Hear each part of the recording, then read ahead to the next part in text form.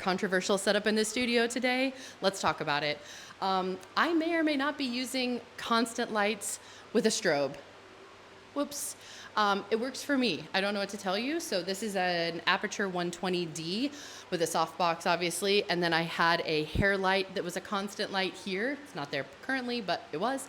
We've got a reflector. And then this is actually a Godox AD200 Pro with a 7-foot umbrella. I love her. The light that comes from this is so incredibly soft. But the thing is, I don't normally travel with it and have it normally in my bag because it relies on a place that has high enough ceilings for this to be able to work and not take up an entire room. So when I'm doing these corporate headshot days and they're setting me up in a conference room, for example, that's not something I can normally bring. So honestly, I've got 2 other constant lights. I've got 2 Amaran 200 cob lights that I will pack as well.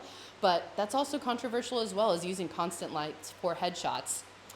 I say do what you need, do what works. Today, I loved this setup. I think the photos are going to come out great.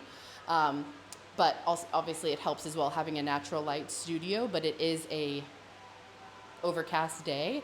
So I've got the lights off in here. It's an overcast day, and I would never, at this stage in my career, just rely on simply having natural light for consistent headshots. That's something I've made a mistake in my career previously, was using natural light and a reflector in corporate headshot shoots. And there's 2 things that end up happening. Sometimes it's an overcast day and it's just simply too dark. So then you don't want to use the lights that are overhead in the office because then it's just like crazy lighting.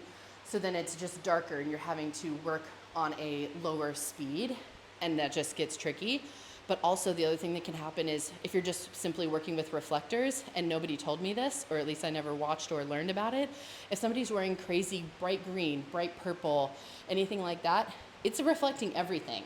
So if their color of their shirt is bright pink, and then there's an element of each person's color and the backdrop and everything can be impacted by the color of their shirt, throwing off your sensors and stuff like that. So definitely run into that, and it's not fun in post-processing. Just adds so much time into the editing process. So the last thing I would say about this is having a hair light is required. I did not used to do that. It really does help. The last thing I would say, and I already said that, but one more thing, lighting the backdrop, especially when you want it to be white. You got to throw some light on there. Either that or have this be soft and bright enough that it works. So that was too long-winded. Okay, bye.